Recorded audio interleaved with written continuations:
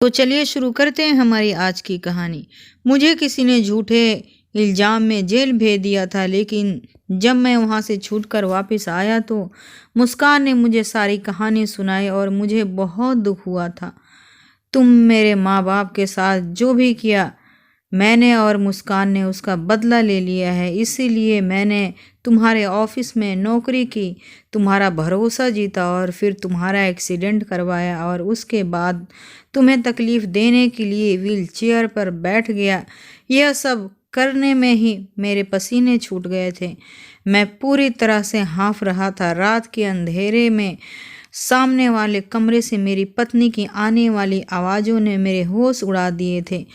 वह मुझे रोज़ दवा खिलाकर मेरे कमरे से निकलकर दूसरे वाले कमरे में जाकर कमरा बंद कर मुझे अपनी बीवी के कमरे से अजीब गरीब आवाज़ें आती थी, जिसे सुनकर मेरा कलेजा फटने को आता था। रात भर मैं कुछ सुकून से सो भी नहीं पाता था। वह दरवाज़ा सुबह ही खुलता था और जब मेरी बीवी कमरे से बाहर आती थी, उसके चेहरे पर एक मुस्कुराहट सजी होती थी।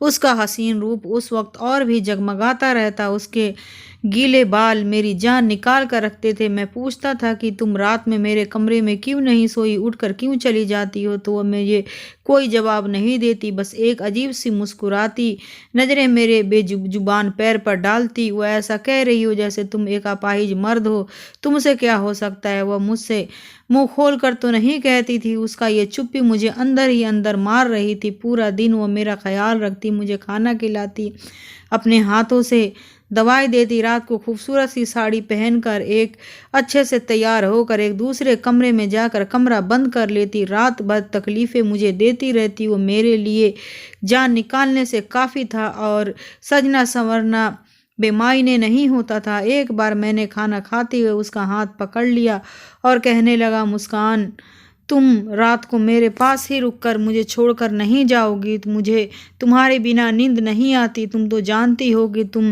मैं तुमसे कितना मोहब्बत करता हूँ। देखना, बहुत जल्द मैं पैरों पर खड़ा हो जाऊँगा, चलने फिरने लगूँगा। मेरी आंखें बेबसी के मारे गोली हो गई थी। जो तकलीफ, जो दर्द मैं रातों को सह रहा था, वो मुझसे बर्दाश्त नहीं हो रहा था। मैं क्या, कोई भी ये मर्द बर्दाश्त नहीं कर सकता था कि उसकी पत्नी सज धज कर दूसरे कमरे में चली जाए और पति के अकेला कमरे में छोड़कर उसने मेरे हाथों पर अपना हाथ छुड़ाया और फिर खाना उठाकर मेरे पास से चली गई। मैं व्हील चेयर से चलता हुआ कमरे से बाहर निकल गया। वह किचन में थी, खाने के बर्तन धो रही थी। मैं उसके पीछे आ गया। मैंने कहा, डॉक्टर मुझे उम्मीद दिला रहे हैं कि मैं चलने लगूंगा, मेरी टांगें फिर से ठीक हो जाएंगी, हम दोनों दोबारा से अपनी ज़िंदगी। मेरी बात पर एक कांच का गिलास टूटकर जोर से मुस्कान के ज़मीन पर गिर गया था। वह गुस्से से मेरी व्हील चेयर पकड़े मुझे बाहर गैलरी तक ले आई। 8वीं मंजिल से नीचे देखते हुए मुझे डर महसूस हो रहा था। कहने लगी, तुम यूं ही मोहताज और अपाहिज ही अच्छे लगते हो, समझे? अगर तुमने अपने ठीक होने की बात कही तो यहाँ से नीचे फेंक दूंगी। भगवान करे तुम कभी ठीक ना हो, ऐसे ही रहो, बेबस मोहताज रहो, सारी ज़िंदगी गुजारो। वह बड़े गुस्से में भरे नज़रों से मुझे देख रही थी। उसकी आंखों में इतनी नफरत भरी हुई थी कि एक पल के लिए मैं सहम गया था। गैलरी के दरवाजे ऊंचे ज़्यादा नहीं थे, वो मुझे आगे का कर चुकी थी। नीचे का मंजर देखकर मेरी तो जान ही निकल गई। उसकी आंखों से उस समय न जाने किस जज्बे से लाल हो रही थी। वह गुस्से में लंबे लंबे सांसें भर रही थी और फिर मेरी व्हील चेयर पीछे कर दी और मुझे कमरे में ले आई। मुझे बेड पर सहारा देकर लेटा दिया और कमरे का दरवाज़ा खोलकर सामने कमरे में चली गई। जोर जोर से दरवाज़ा बंद कर दिया। जिस कमरे में वह आजकल रहने लगी थी, उस कमरे का एक ही दरवाज़ा बाहर की तरफ खुलता था, जिस दरवाजे से आवाज़ें आती रहती थी। यह सुनकर मैं मौत की तरफ जा रहा था। मुझे अपनी बेजान टांगों पर अब गुस्सा आने लगा था। मैंने बेबसी से अपनी टांगों पर मुक्के मारने शुरू कर दिए। अगर मैं ठीक होता तो जान से मार डालता उस आदमी को जिसके साथ मेरी पत्नी हंसी मजाक करके बातें कर रही थी, कमरा बंद करके न जाने क्या क्या कर रही है। एक बेजान मर्द और औरत के तन्हा होते ही इससे आगे का ख्याल सोचकर ही मेरे रूह कांप उठती थी, लेकिन मैं मजबूर था। एक बार मैंने ठान लिया कि मैं आज उस आदमी को छोड़ूंगा नहीं, इसीलिए बड़ी मुश्किल से मैं व्हील चेयर पर बैठा और साइड टेबल पर पिस्टल निकाली और कमरे से बाहर निकल गया। सामने कमरे से अभी हंसने और बातें करने की आवाज़ें आ रही थी। मैं कमरे की होल से झांक कर देखा तो मंजर मेरी आंखों के होश उड़ा देने वाले थे। मैंने गुस्से में दरवाज़ा पीटना शुरू कर दिया। जैसे ही दरवाज़ा खुला, सामने खड़े आदमी को देखकर मेरे हाथ में पकड़ी पिस्टल गिर चुकी थी, क्योंकि सामने तो मेरा ही वो अपने होश उड़ा देने वाले हुस्न से मेरे सामने बैठी हुई थी, मुझे उलझी हुई नज़रों से देख रही थी। मैंने अपने मुंह से सिगरेट का लंबा सा कस लेकर धुआं उड़ाते हुए कहा, मिस मुस्कान, मेरी तरफ कोई जोर ज़बरदस्ती नहीं है। आप अपने फैसले पर आज़ाद हैं। एक तरफ 20 लाख का चेक है और दूसरी तरफ मैरिज पेपर है। मैं अपनी गन टेक लगाते हुए उस हसीन लड़की के चेहरे को बेबसी से देख रहा था। मैंने ही मुस्कुराया। उसकी नज़रों से 20 लाख का चेक उठाकर जाकर टिक जाती थी, जैसे उसकी बहुत ज़्यादा ज़रूरत थी। कभी उन पेपरों पर तो कभी साइन करके वह मेरी पत्नी बन जाती। और औरत अगर हसीन हो और ऊपर से बेबस मजबूर हो तो उसकी बेबसी का खेल खेलने में मुझे बहुत मज़ा आता था। इसीलिए मैं जिस किरदार कदर मुस्कान की बेबसी से मजाक उड़ा रहा था, उसी की आंखों में झिलमिलाते आंसू मेरे अंदर अकड़ कर बैठा हुआ है। मेरी आना और बहुत ही मुस्कुराहट से पहुंचा था। उस लड़की के लिए शायद ये फैसला करना बहुत मुश्किल था। मैं मुस्कान को दोरोहे पर लाकर खड़ा कर दिया था। उसके बाप इस समय अस्पताल में आईसीयू में जिंदगी मौत के जंग लड़ रहा था और मैं अपने आप की जिंदगी बचाने के लिए अपने बड़ी सी आंखें आंसुओं के लिए बसी थी। उस वक्त उसकी गीले गुलाबी आंख मेरा चैन चुरा रही थी। फिर उसने पेपर साइन कर दिए और अपने चेहरे भरपूर मुस्कुराहट छा गई। मैं साझा की कि मैंने एक नाजुक सी कली को खरीद लिया है, उसे भी 4 दिन के कमरे में शोभा बनाऊंगा और फिर फालतू चीज़ की तरह फेंक दूंगा। मुस्कान के साथ मेरी शादी पहली थी।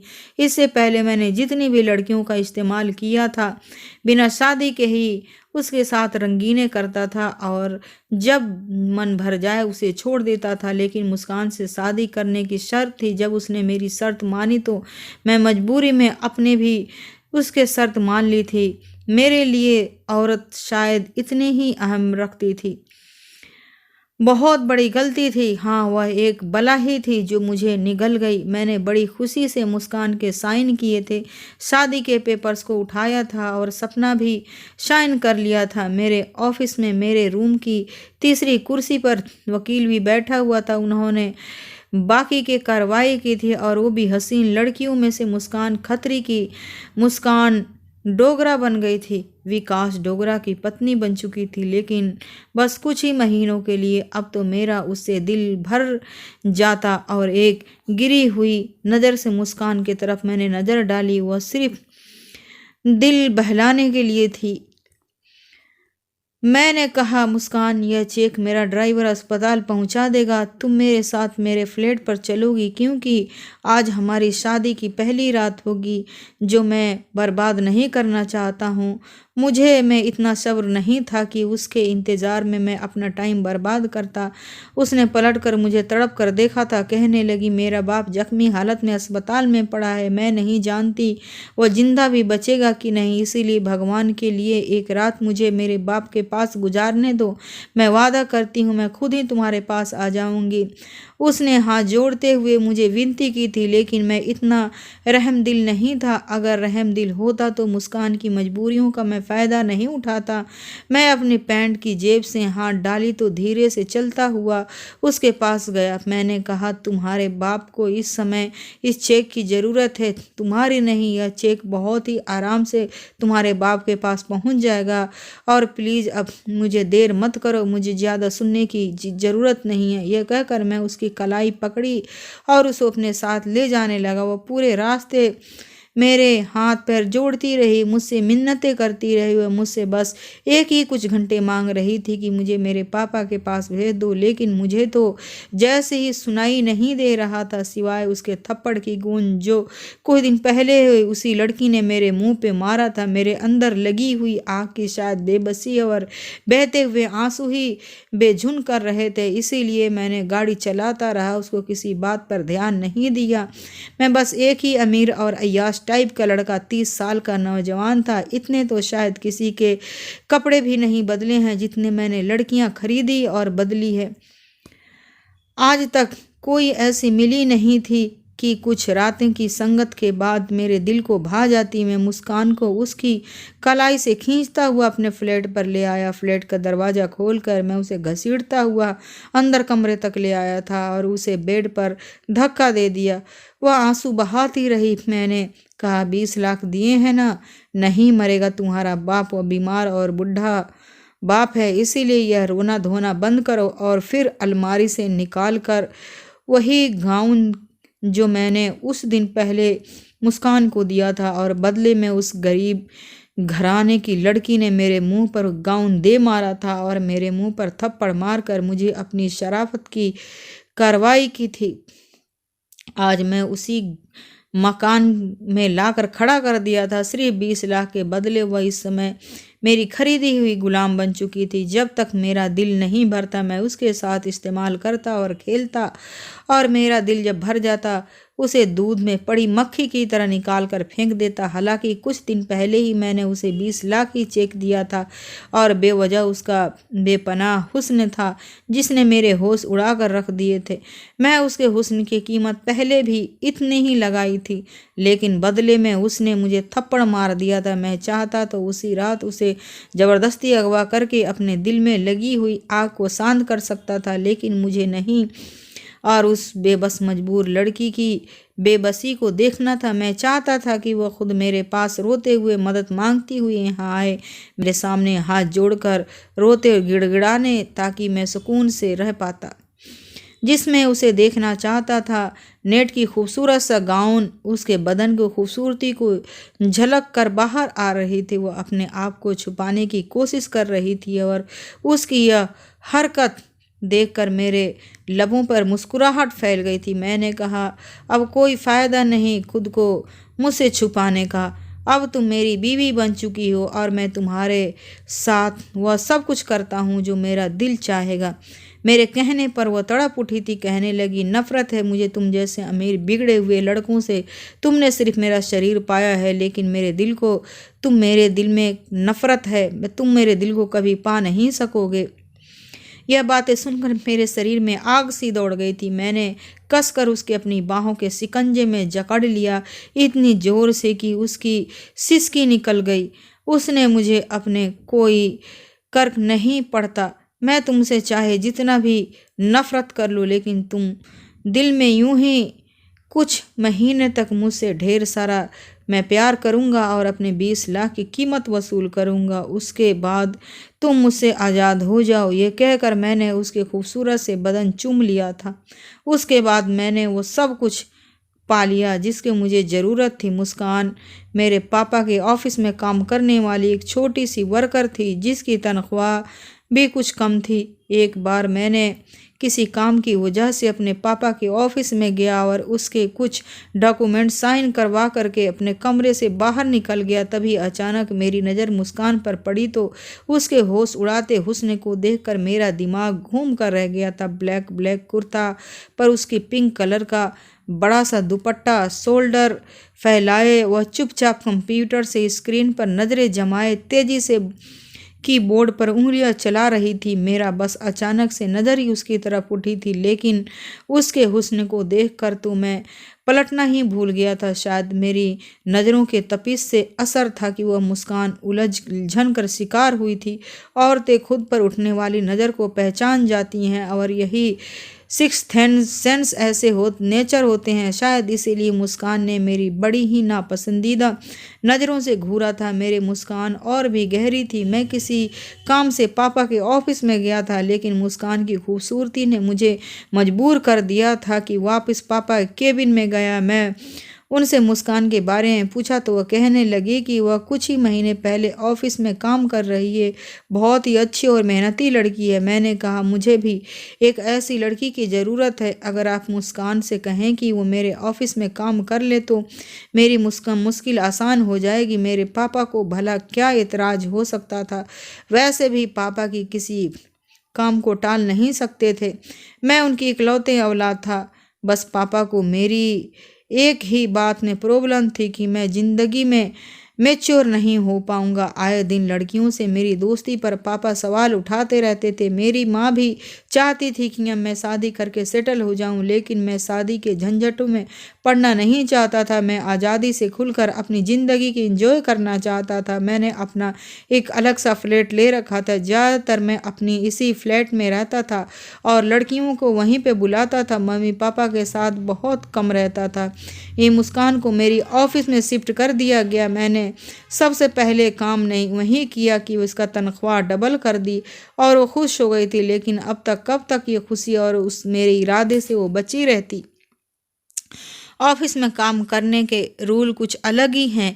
मुझे काम करने वाली लड़कियों का लुक मॉडर्न चाहिए। इसीलिए अगर तुम ये जो बड़ा दुपट्टा ओढ़कर आती हो, इसे उतार कर कुछ मॉडर्न कपड़े पहनकर काम करो तो अच्छा लगेगा और इसके लिए मैं तुम्हें तनख्वाह डबल कर दूंगा। मेरी बात सुनकर उसने कहा कि जो कपड़े पहनती हूँ उसमें मैं खुद को कंफर्टेबल फील करती हूँ। मुझे अपना लुक चेंज करने की कोई ज़रूरत नहीं।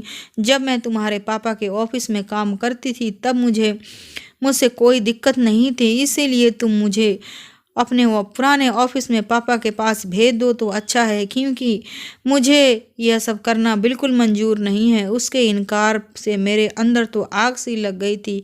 आज तक इतनी हिम्मत किसी लड़की के आगे नहीं दिखाई थी।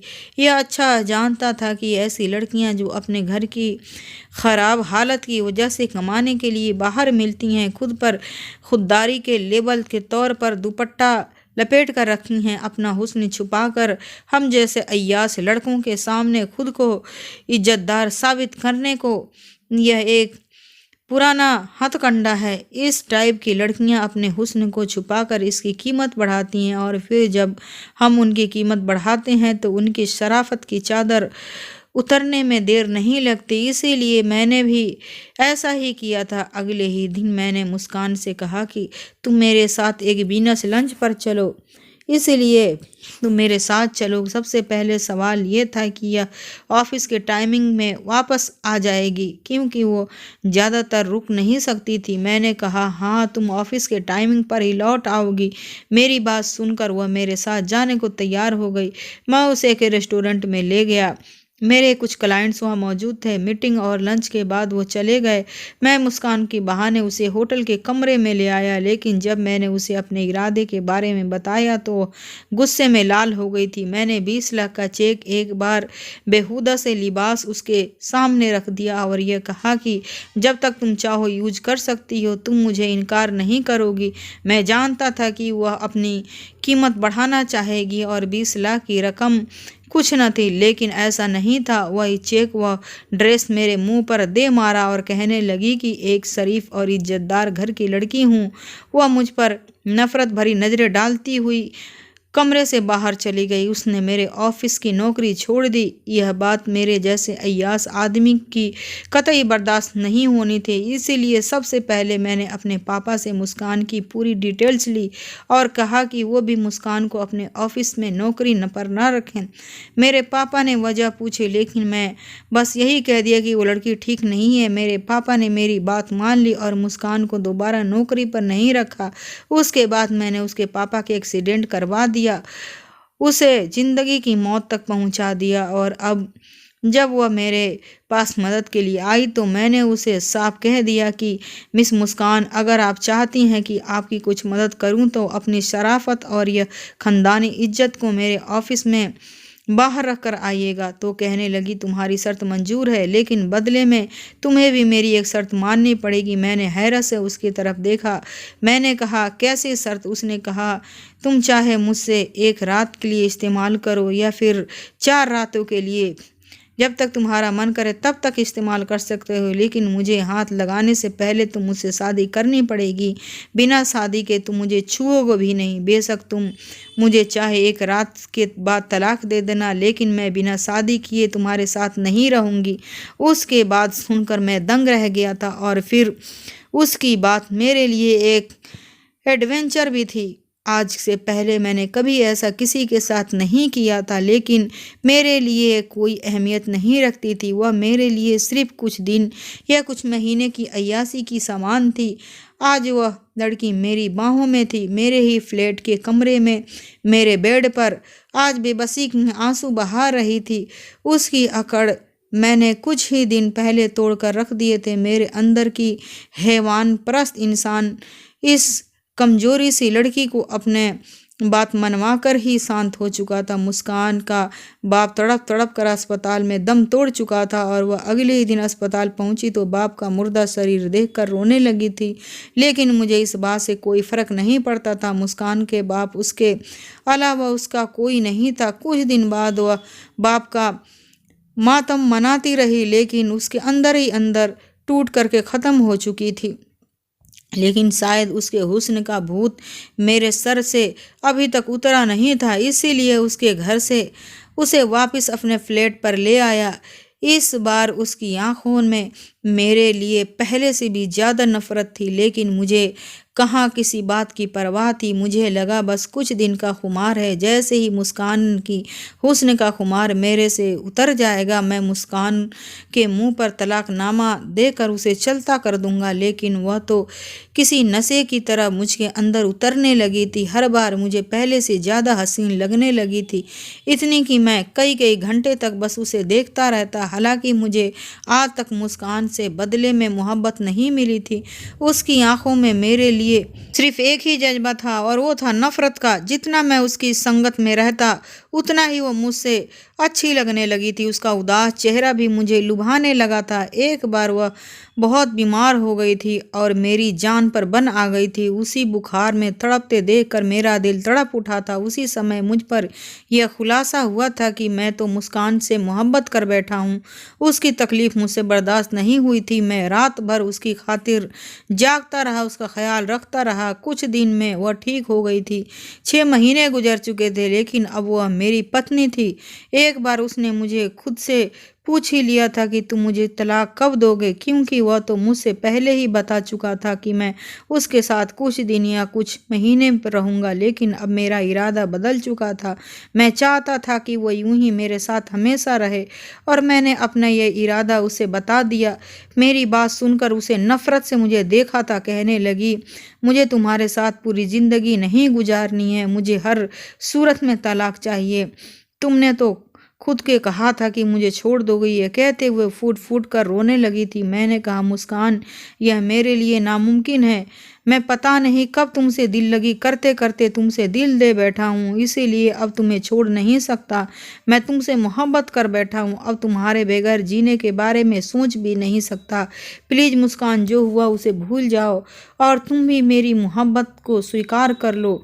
तुम जैसे भी यहीं रह सकती हो रह लो, लेकिन मुझसे लड़ने लगती थी। वो कहने लगती थी कि मुझे छोड़ दो। उसकी हालात दीवानों जैसी होने लगी थी। वो मेरे पैरों में पकड़कर बुरी तरह हाथ जोड़कर रोती रहती थी कि मुझे छोड़ दो, मैं तुम्हारे साथ नहीं रहना चाहती। मजबूरन मुझे उसे थप्पड़ मारना पड़ा। मैंने कहा, आज के बाद मुझे यह बात मत करना कि मेरे साथ पूरी जिंदगी नहीं रहोगी, समझी। मैं यह कहकर ऑफिस के लिए निकल गया। मुस्कान पर जो पागलपन का दौरा पड़ा था, उसे हटाने के लिए मुझे उसे थप्पड़ मारना पड़ा था। लेकिन अब मुझे बहुत अफसोस हो रहा था कि मैं मुस्कान पर हाथ कैसे उठाया।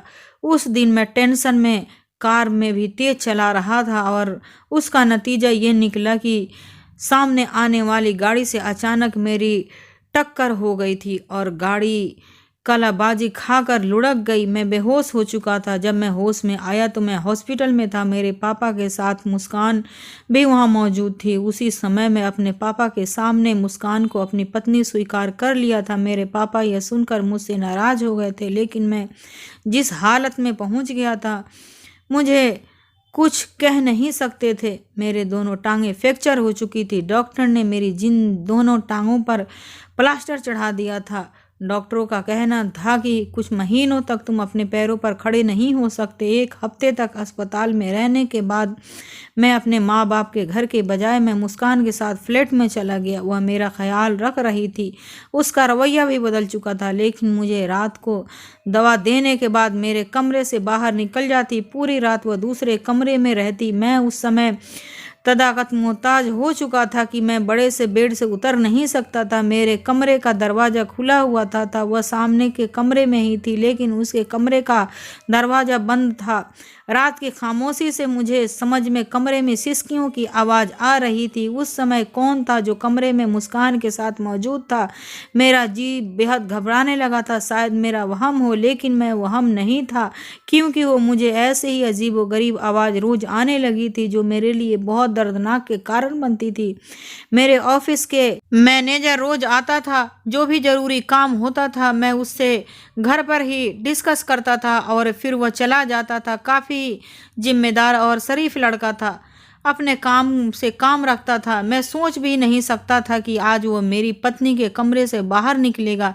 मैंने कहा तुम? वह कहने लगा हाँ। मैं अपनी मेरी आंखों में आंखें डालकर देख रहा था। मुस्कान भी उसके साथ खड़ी थी।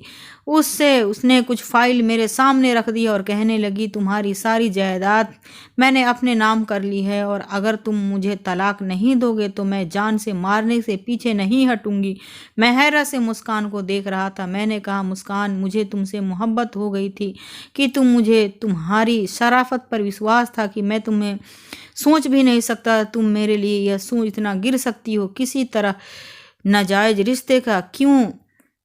क्योंकि नाजायज रिश्ता से तुम बचना चाहते थे और बदले में मैं तुम्हें लाखों का सामान देना चाहता था, और शराफत से मुझे अपनी जायदाद के छिन जाने पर अफसोस नहीं है, बस तुम्हारे बदल जाने का दुख है। बेहतर है कि तुम मेरी जान ले लो, लेकिन मैं तुम्हें तलाक नहीं दे सकता। इससे जुदा होकर भी मैं मर जाऊंगा। इससे अच्छा है कि तुम्हारे नाम के साथ ही इस दुनिया से चला जाऊं।